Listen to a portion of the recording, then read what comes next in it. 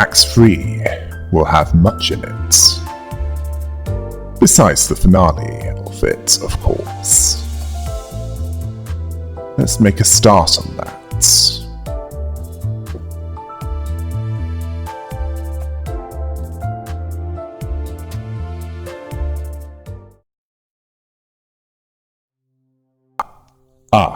And so, is he still a nothing? That's what Yi Sang was asking when the intense golden glow of the Golden Bough faded, and the space began to twist and morph.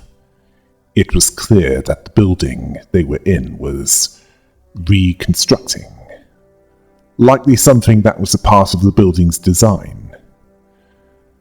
Yes, it's more than Dracula's castle that can have many configurations. Ishmael asked if it was the Golden Bough's doing. They haven't even entered the fathoms of ego yet, asking if it's capable of warping reality. Faust saw excitement or questions over matters relating to the Golden Bough as having little meaning. They were the first witnesses to what happened before their eyes. They're likely to witness more unseen events as they progress into the future. Ishmael couldn't argue about that. Then she drew attention to what was in front of them. Even the dead was coming back. They were rising. Even though they were killed not long ago, their body parts and internal organs damaged. Gregor couldn't dismiss this as ordinary. Bringing people back from the dead? Considering what's happened with him more times than he'd care to remember. I mean, even the HP ampules aren't capable of that. Well, if they were, they'd be able to bring back Shreen after she was sliced down the middle by a Shi Association assassin. Rootis didn't see this as likely, as there's no technology or singularity that can completely revive someone, as far as she's aware, even during war. In fact, she theorized that it's the kind of technology that isn't allowed within the city, hinting that the head might take objection to it. Well, it's certainly not AI related, that's for sure. Faust confirms that it would be an act of taboo as established by the head. Yes, the kind of act that would attract unwanted attention to the one who even attempted it. As in, arbiter kind of attention. And not many encounter those, and live to speak of it. It's completely different from Limbus Company's case, as they're revived by synchronizing with Dante. So at worst it's a loophole as it's based on an ability rather than technology. So it doesn't violate that taboo. And so they don't get attention from those that they'd rather not have.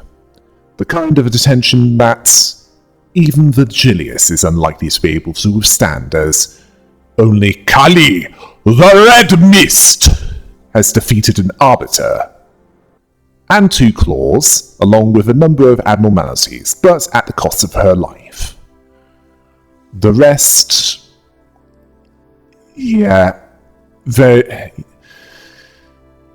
I don't fancy their chances against one of those. Anyway, Mesot saw it as different and wrong, as theirs was not a complete restoration. Unlike their case, they're merely reanimated corpses, lacking consciousness and reason. Well, Heathcliff lacks consciousness and reason at times, but he seems okay. Regardless, Gregor agreed with this. It'd only be a taboo if both mind and body were recovered. They then fought the reanimated Technology Liberation Alliance members. As they fought those undead remnants of the TLA and took a closer look at them, they saw a liquid of a familiar hue flowing from their eyes. They spoke gibberish as this observation was made. Faust asked Dante if they felt the Golden Bough's presence nearby. Last time she saw, it was lodged in Dongbaek's body. Dante couldn't find her corpse anywhere, believing that it was moved away when the space around them was twisted.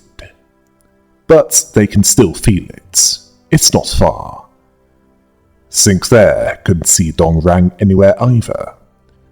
Faust suspected that he's with the deceased Dongbaek in the same location. Sinclair understood that. Until now, they've experienced the fathoms of ego at the same time. It's thanks to Dante's affinity, asking if that makes sense. Heathcliff didn't know what he was talking about. Faust asked if he meant the chains that bound them. Sinclair agreed, asking if that's one of their influences. He then asked what would happen if someone like Dongrang got to the fathoms first. Don Quixote didn't see the problem, as they'd find out quite soon, telling them to focus on the immediate problem, vanquishing the foes ahead of them. After fighting their way through the reanimated TLA members, they approached the center of the Golden Bough's resonance from the scattering piles of yellow petals that was wavering from the twisted space. Sinclair observed that the fathoms of Yisang's ego were over there. Dante told them to get in.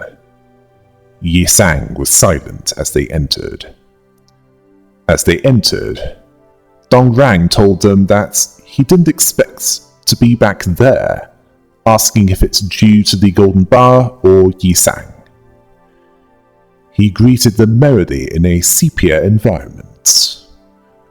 Rodia wanting to know from Yisang where that cozy place was. Yisang saw this as the only place where he may breathe, or at least how it was. Dante noticed stacks of paper on the desk. Rodia telling Dante that they're placed for visitors like them to read. Old magazines, at least. The kind you get in doctors' waiting rooms. Yisang didn't feel like talking about anything and picked up a stack. Dante couldn't begin to imagine what he was thinking as he silently read the letters on them. The stacks were not old magazines.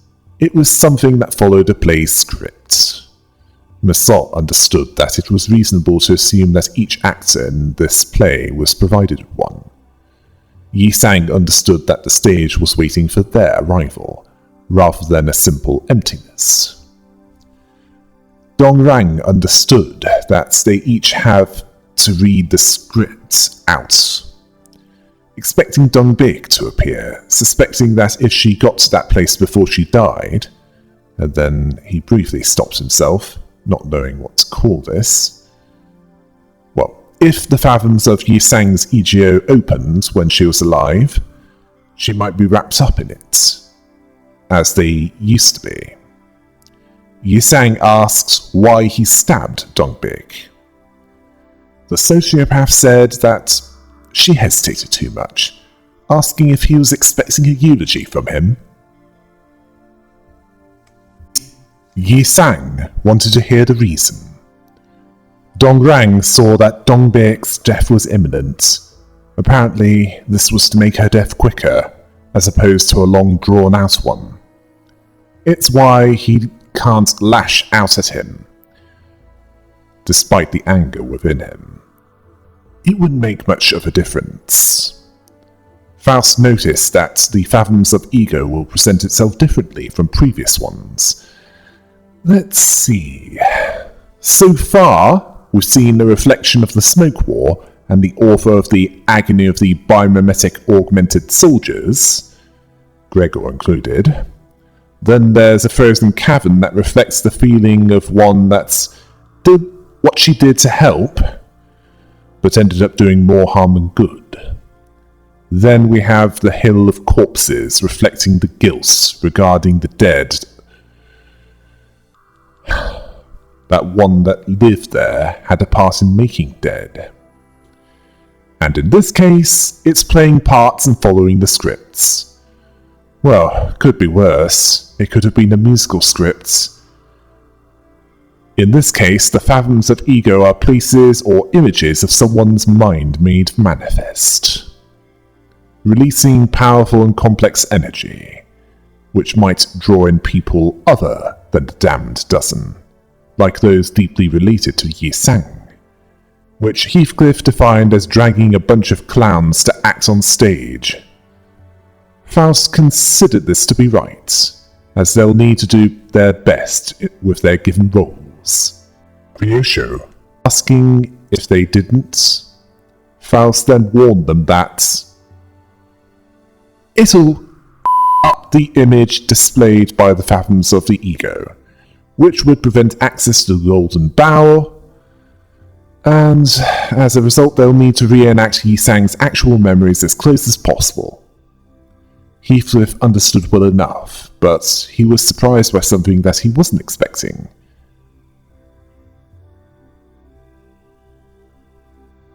It was Yi Sang who had people accompany him by caprice, coincidence, or fate.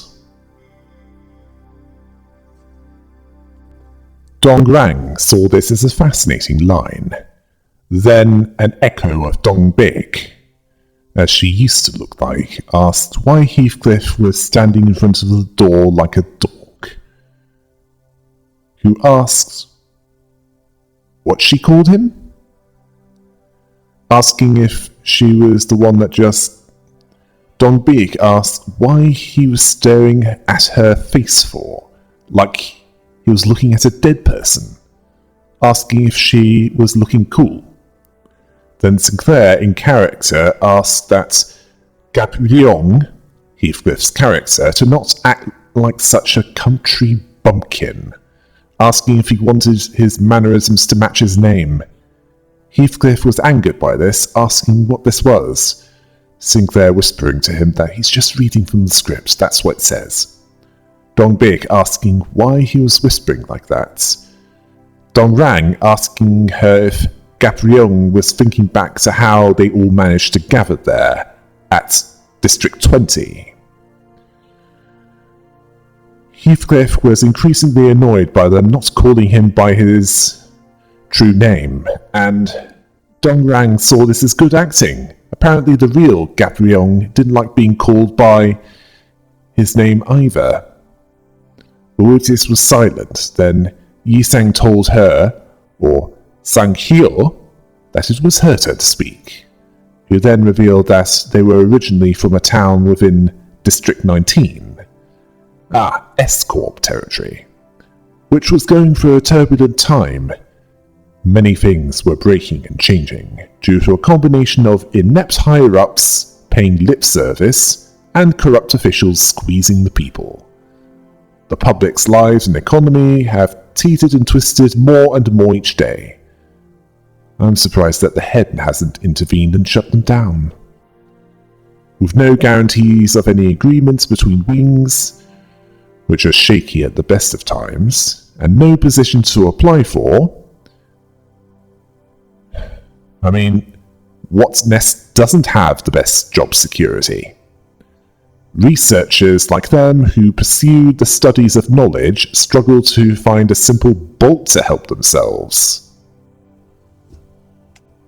It's why Yongji brought them together. Dongrang called Yisang and Dongbaek as they grew up in the same town. Otis corrected this by saying that Yongji and Dongrang brought them together. Yongji, played by Honglu, then suggested, well, T-Corp was seeing remarkable technological growth, generously backing inventions of machines and technology. So getting the parts that they needed should be no problem. All of them invent for a living. So those like them defected to District 20 with practically nothing, risking everything. Massault then said that they were free to continue their research there, even if they had to yield their colour in that place, making it so that they didn't outwardly shine.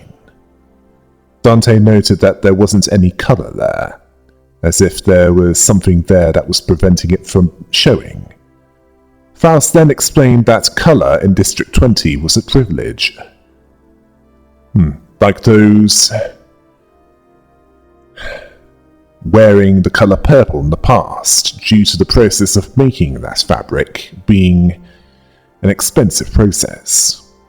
Sinclair was surprised that they take away colours. Ishmael understood why. Colours establish identity. It's to rob one of uniqueness. And Faust confirmed this. Heathcliff understood that colours were some of the few things that the poor could normally have. Then Dongbaek asked An Jung if they're done chatting away. The conference was that day. She's made a vibrant amusement. Fireworks that blow up better than before. Ishmael, or An Jung, had to wonder what is up with her obsession with explosives. Fireworks. They can't see stars in the night sky due to the light pollution and the smokestacks, unlike District 19. It was fun watching them together. And there's no colour in District 20, not even from flowers. She wanted to bring it back in some way, even if it is monochromatic. Fire makes such a warm colour. Dongrang was a bit embarrassed. He didn't have anything to show off for now. Dongbaek asking if that was something to admit so merrily. Apparently treating injured animals on the streets took much of his time. He couldn't ignore them.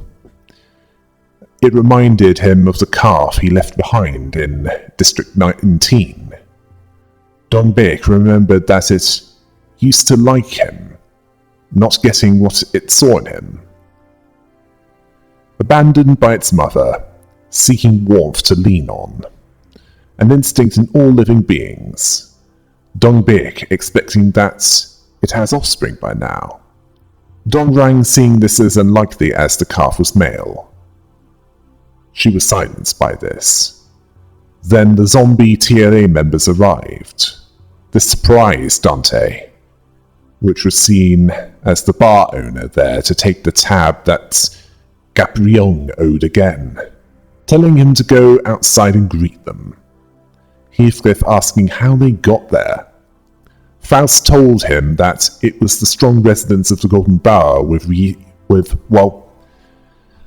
Yi-Sang that's affecting the entire building. It caught them up with it, even though they have no ties to Yi-Sang. They have no role, so they'll try to ruin the stage. The more unstable the play gets, the worse it all gets. Ishmael saw it as this: be quick with moving the play along. The more time they fool around like a complete oaf instead of reading the script, the more enemies will attack them. She told them to focus on the immediate threat for now, as they fought their way through them. District 19 appears to have undergone some turmoil at some point in the past, and also appears to have some agriculture and domesticated animals. As for District 20, they're technology focused and have a means to prevent colour from being seen by most of its population there. a more widespread oppression controlling what they see everywhere there. As for their singularity, that is already known. It is the ability to manipulate the flow of time, which is what Lobotomy Corporation used quite a bit to make the equivalent of 10,000 years pass in the space of, rather, the duration of 10 real-time years. And then there's that application in the warp trains. Yes, that one. Sometime after, someone hopes that they've been well since they conversed last, as they saw a tree outside the window, along with hearing birds chirping, the sweet smell standing out over all others, asking if they've taken in such a smell. Then it was revealed to be from Yongji, who wondered about the gloom on Dongbaek's face, although she had a joy when presenting things at the Illuminators Conference, a way of indirectly expressing her happiness that she can't otherwise express. She told him to take it however he wants. Then Yongji asked Yisang what he was thinking. He couldn't figure out his expression. He wanted to know what was on his mind. Yisang wanted to know that as well. He was unable to provide a concise answer and was unable to summarize. Yisang told them that they know what it was. Nothing. Even though this might not be the case, feeling a desire to scatter into the winds in lush blue, sensing the sway of seeds plunging into the scrawling mind. Honglu wanted to know how his acting was.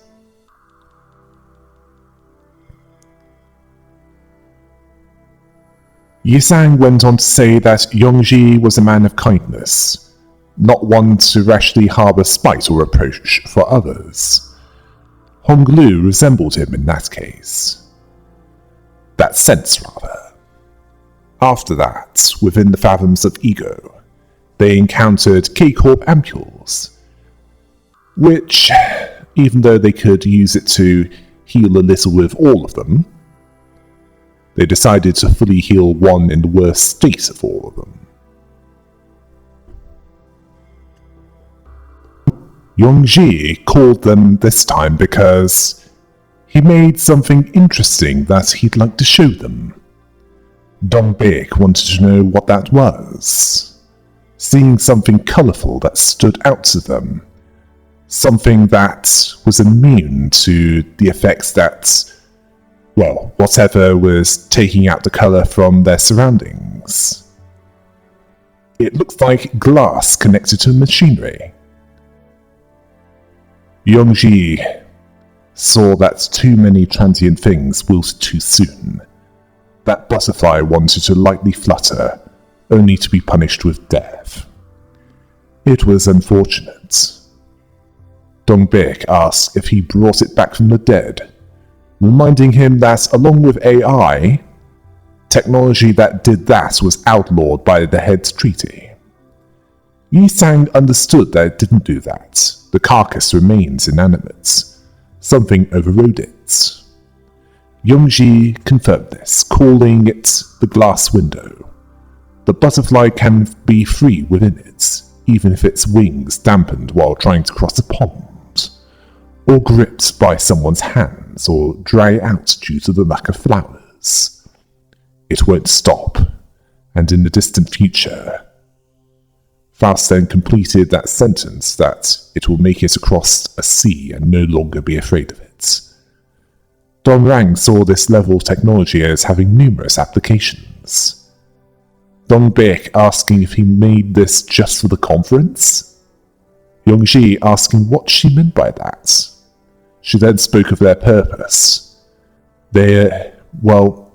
They gather to show technology that they've created as a hobby in their free time after returning from a day's work, sharing their thoughts. She asked if that was the significance and appeal that this conference had for the League of Nine, as they were called. She didn't see this as a hobby horse, asking if he's still not over what happened then. Yongji, asking if that's how she sees it. He wanted to know what Yi Sang thought about it as well. He saw it as nothing short of a great first discovery. What if frost were to form on the glass window? It will blur the reflected image all the same. The frame would need to be firmer and straighter. Yongji was impressed by how he managed to see through its essence from just a single glance. He asked Yi Sang if he can recreate it in his own way, as he's unable to do so. Yi Sang thought about this. Yongji wanted him to do that by the next conference. Yi Sang asking if it's okay for him to handle a technology as valuable as the glass window. Yongji suggested this because it was valuable. The glass window, which showed an image from a world where the butterfly wasn't dead. A technology that would get corrupted by the ring to superimpose many alternates, which would end up distorting the surviving orphans of that orphanage that Virgilius was failing to save, and even Jumsun, a maestro of the ring that sanctioned these experiments as an artistic expression. After the battle that would follow that scene, they encountered a K-Corp drone on the floor, which they could search in case there were ampules that they could use. They also encountered eggs from a branch facility, which can yield a reward, although it also risks the one that touches them to lose their minds. The group was at peace. Dongrang considered things as good for a short while. It was as if they were on a trip, thinking everything would be fine after leaving their hometown in District 19 for that new place. But human societies aren't that different from each other. Well, you're the same person wherever you go. I can understand you there. Sang-hyo saw something suspicious at the market, which intrigued Dongrang, wanting to know what that was. It was that invention. She asked Gap-yeong if that was his work. He was hesitant to say that it was, but he didn't think that there was any need to scour the markets. It's trust and faith that binds them together. And then Sang-hyo reminded him of the League's 9 laws. Ryushu then said, NLN. Fascinating. Sinclair whispered to Ryushu that she isn't supposed to say things that aren't in the scripts. Heathcliff was aware of that. They made him memorize every word of it. Gap-yeong said that one of the rules was no technology made within the League shall be distributed outside. Another is be particularly careful not to be tainted with the smell of money. He's worried that all of their property will be seized if they don't pay the rent for the laboratory within the next 6 days, asking what were they supposed to do. They need to do something about that. The money that they earn in the factory barely pays enough to keep them fed. Passion for their research taken from District 19 won't pay the rent. Nasalt then said that they have heavier taxes because they migrated from another district. A different kind of racism. Demanding a fee that they couldn't afford to pay regularly. I guess that's likely to encourage migration. Nah, quite the opposite. It's likely to discourage migration. Yi Sang would pay that, suggesting that this matter be put to rest. Dongbaek asked why he didn't tell them about this before. Seized? Did Yongji know all this all along? Know about this, rather. Wanting to hear from him directly. Sang Hyo understood that she's upset, but told her to watch what she said to Yongji. He said that he was fine. He was planning to tell Dongbaek once it had been dealt with. He figured that she'd be the first to get furious about serious matters concerning the League. He also didn't want to take Yi Sang's offer to pay the rent. It doesn't bother... Well, as far as he's concerned, it doesn't bother Yi Sang, as accumulating wealth is meaningless to him, urging him to spend it for the League's sake. And this surprised Ishmael, as, well, was he that rich? Dong Rang then reminded him... Sorry, English is failing me again. Dong Rang reminded her to do a better job at remembering her parts. The enemies will start attacking again. He took pleasure in this, asking who's fooling around now like an oaf, failing what's as easy as reading words on paper. This infuriated Ishmael. On a spring day, Yi Sang made a small mirror, naming it Yeonism. He calls a signal while tuning out numerous noises and shatterings. In Yeonism, he met him at last. His left-handed self, who was dressed in a full suit, beautiful and serene, telling him that it's a pleasure to meet him. He's the other self. He knew that who he was speaking to was Yi Sang, seeing this as a peculiar experience, noting the mirror that he was holding. And Yi Sang told him that he called it Yeonism. Sang Yi, as the other self is known, was slightly fascinated by this, considering that it means to grind or study and to seek in Korean. Yi Sang saw this as a product of grinding something, scraping even the mind to polish it. Sang Yi expected all versions of Yi Sang to be dedicated to research. Well, there are some that aren't. I'll be covering them in a separate video. Yi Sang noticed that Sang Yi has wings on his back. Sang Yi asking what he thought of them. Yi Sang described them as resplendent, along with warm and free.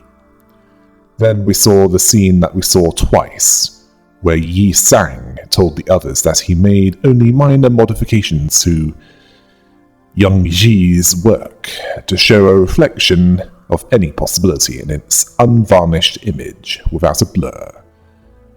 Yongji saw the stars that he saw while lying on the ground that seemed so far away. Yet in that, it's possible to see them up close. Dongbaek understood why they've not been able to see him lately. To discover that, believing that he caved into his yearning for rice and went back to District 19. She saw it as not half bad. Dong Rang was laughing at this. She asked why that was. He found it funny that she was talking so ferociously when her eyes were full of curious twinkles. Dongbaek telling Yi Sang to tell him to shut it. Dongrang asking her to first hide her facial recreation of a child who's tried ice cream for the first time. Then he asked Gubo if he had something to say. He's been part of the League of Nine for a while now, so he should stop standing around like a guest. Gubo, who was played by Don Quixote, asked, what more was there to add? Everyone already seemed to be of one mind. Dongbaek told him that if he's trying to be the odd one out, at least have some audacity, seeing him as a cold fish. Yongji, understanding that this is how Yi Sang viewed the world. Yi Sang wasn't sure what he meant by that. He explained that an invention carries hints of the hopes and dreams of its inventor. Discovering them is one of the spectator's joys, seeing it as good to know. Dongrang asking what Yi Sang intended to do with that technology. Yi Sang not understanding what he meant. Yongji's glass window is making rounds. Researchers from other nests have taken an interest. Visitors were rare in the past, but now they might need to punch tickets so that all those people can stand in line. So if he announces his work there, and then Yi Sang told them that he had no intention to do so. This surprised Dongrang. All Yi Sang asks was that they kept this moment of laughter between them. This is, it was something that Dongrang didn't understand, asking what his idea was of. Dongbaek saw this as the second most funny moment that she's seen out of Dongrang. The first was when the yellow calf was being fed milk and it suddenly licked his hair. And he agreed that he'd never seen Dongbaek laugh as loudly as then.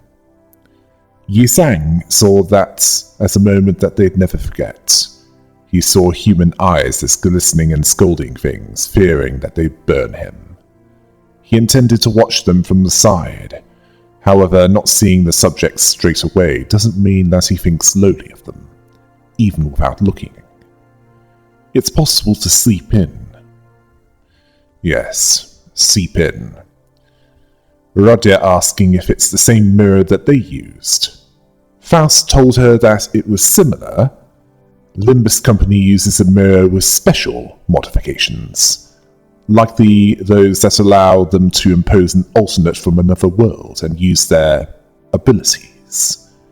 Rodya then told Yi Sang that he invented something incredible. Yi Sang saw it as discovering, not inventing. Mesalt noted that T-Corp wouldn't have been pleased with the idea of technology that could view other worlds without permission. The problem being the lack of permission, not the capability of technology. Yi Sang told him that they had figured that they thought that it would be fine as it was only used as a pastime between them. The truth couldn't be more wrong. They were naive. The mirror, which can not only view parallel worlds, with some modifications it can allow access to the alternate's abilities, like the glass window but more stable. After that, they fought the Fairy Gentleman, an aberration of the Fairy Festival abnormality that is stronger than the original. And what he does is makes the sinners feel good for no apparent reason. All the more to exploit them, to hit them harder when they're tipsy. Where the best way to avoid this is to destroy the fairy wine that appears. Yes, I'll get into that one in full in the Abnormalities Lore video regarding this one. in the outreach, a place beyond the outskirts, a boy saw it as quiet out there. Nothing like the outskirts. Stefanette agreed, asking if the world beyond the outskirts was filled with beautiful and tranquil beings. The boy guessed that it might be the reason everyone tried to keep quiet about it.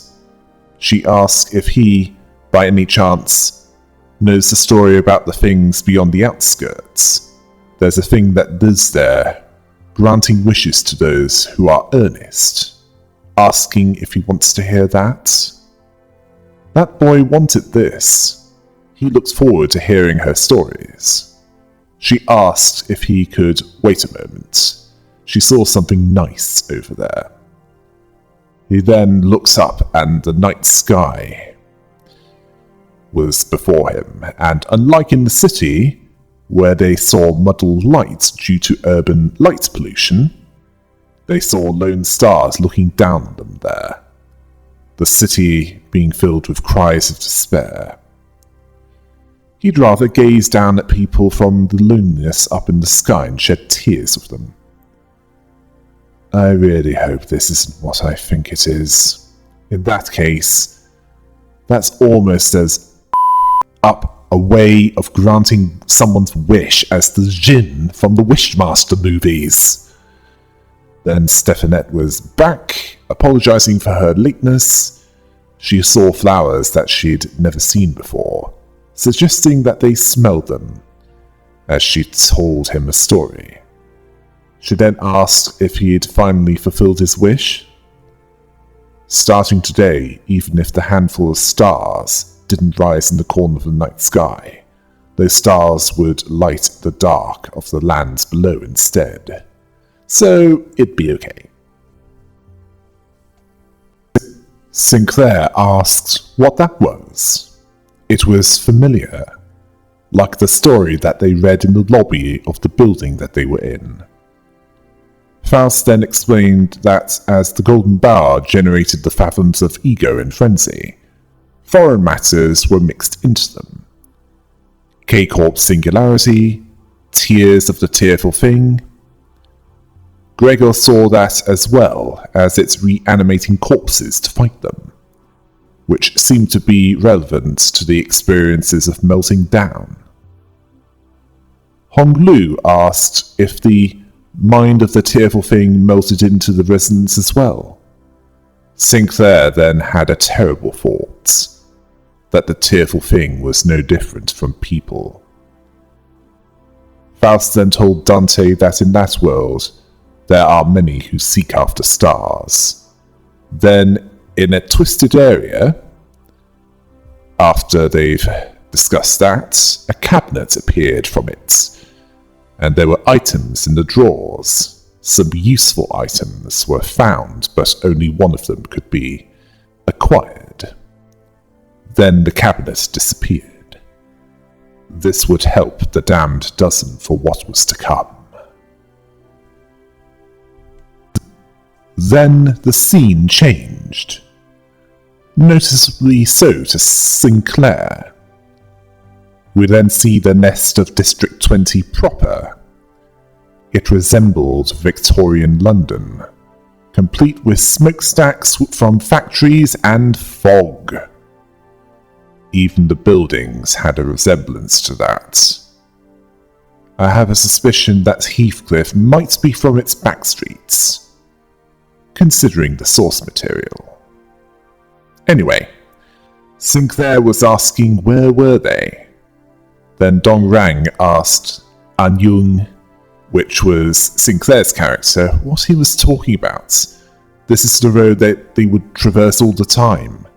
Sinclair then realized that he was supposed to be in character. Yisang told them that it was the place of his day's profession, or at least the avenue nearby. Rodia asked if he researched by night and during the day. Yisang answered that he was an architect. Gregor saw that as a neat occupation that he had, impressed by this. Yisang didn't think so. He told them that children used to run in those streets. There weren't many.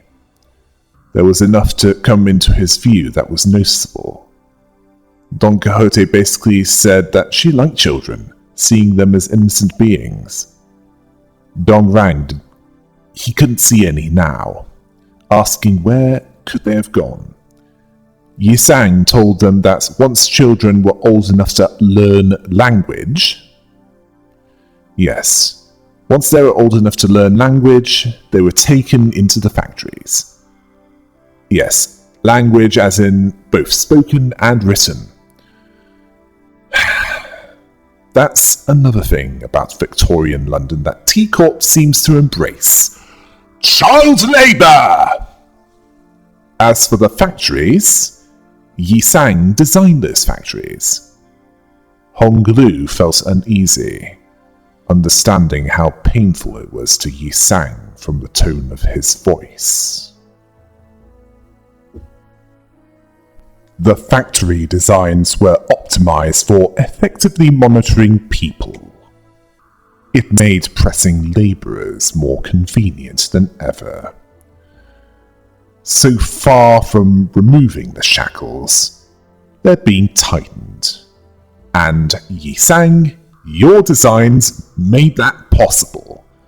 All so that you and the others could do your research in peace. Yes, that's why his income was that high. The owners ran a profitable business. Another thing that T-Corp appears to embrace from Victorian London, exploiting its workers. Although, this is likely the case anyway in the city, due to the lack of organised labour, otherwise known as unions. Then again, there are some that are unlikely to want to stop the exploitation of the workforce from going on, as they might want to find a way to become those exploiting the workforce. Regardless, Yi Sang was an accessory to this, whether he was aware of this or not. Surprisingly, Heathcliff was understanding, as it's not like he spent that money to show off. He gave it all to the League of Nine. Well, aside from what he needed to survive, anyway. An Ying then asked Gap Vyong what was the first thing that she invented after getting a job at T-Corp. Youngji answered the identification tags.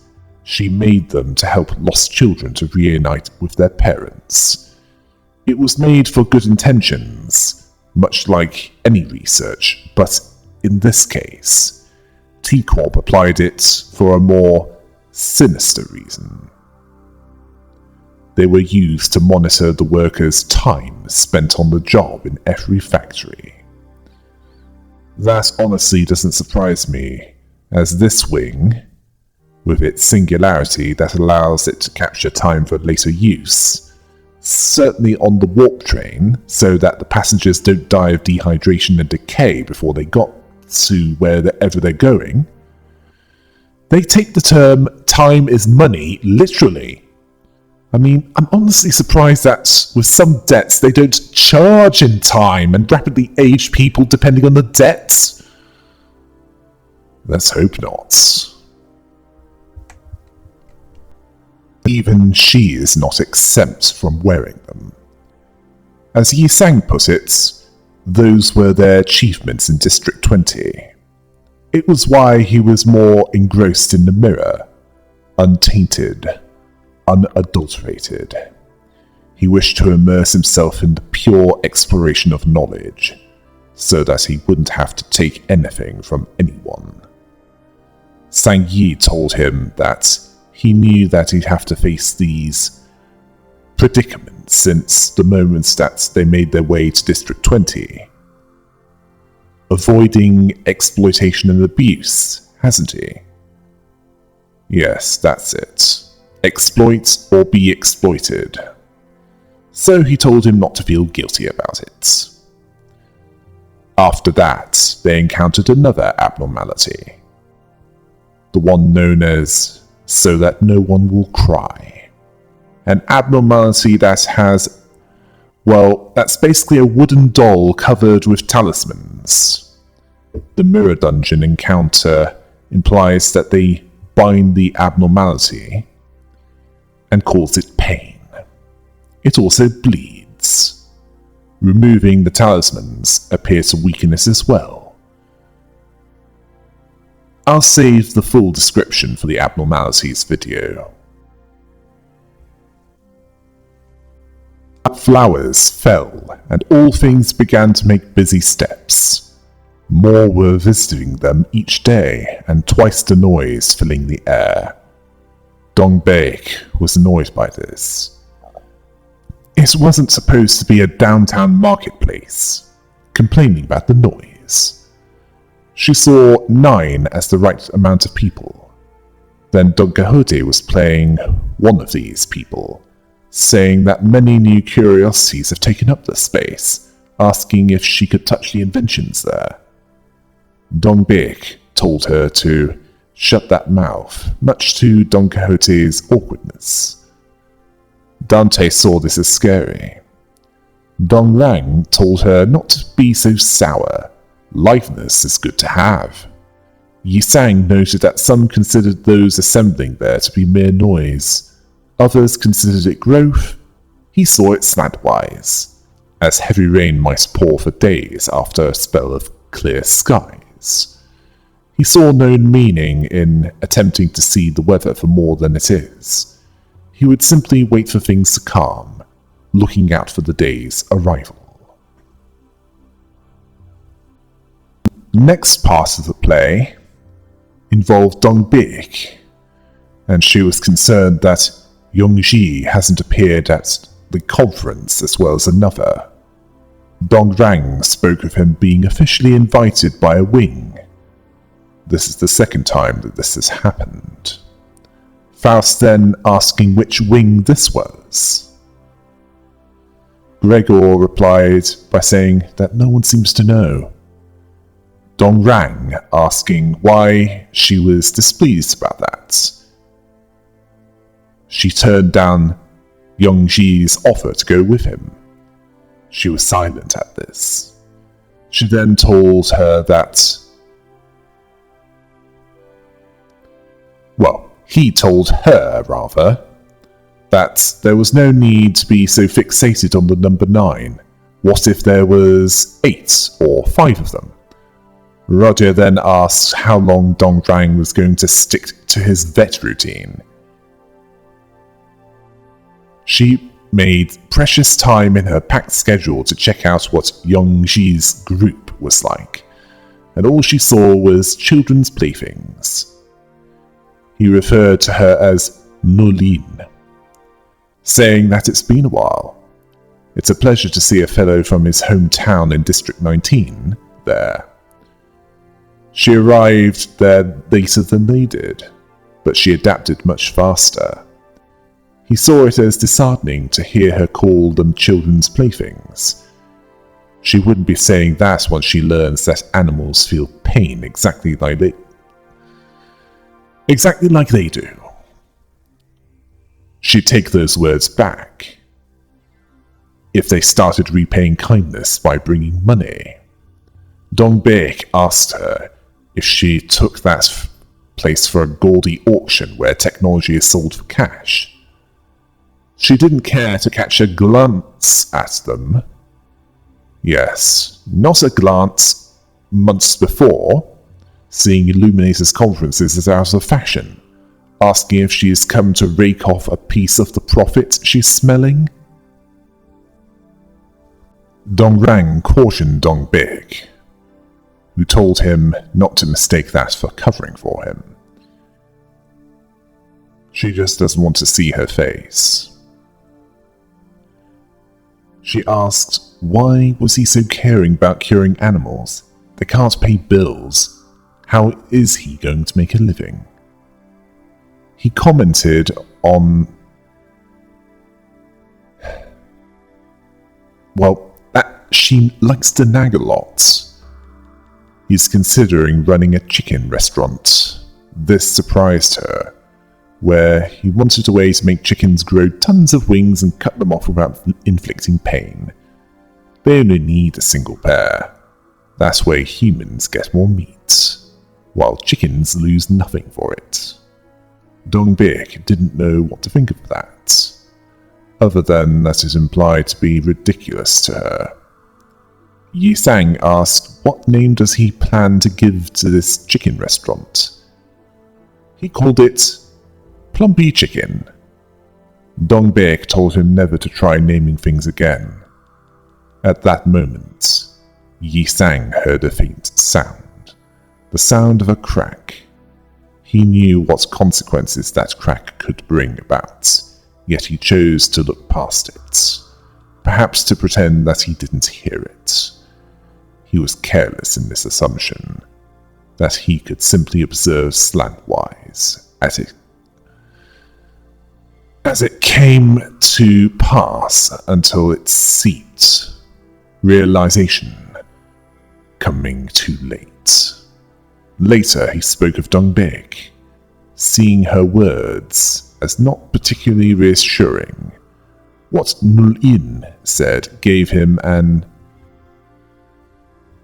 important lesson. Regardless of efforts, if technology has no immediate use, none will give it a passing glance.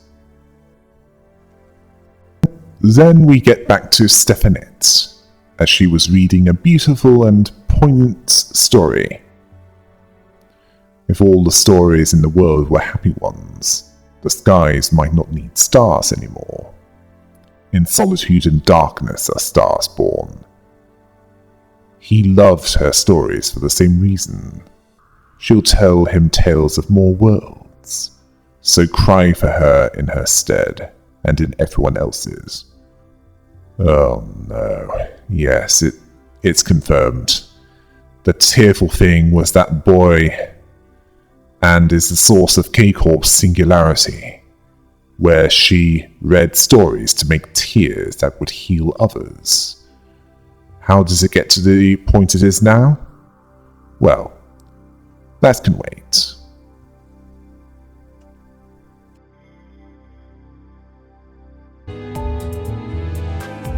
Yes, this is a mix of the origins of the League of Nine and K-Corp. Until next time, hail the rabbits!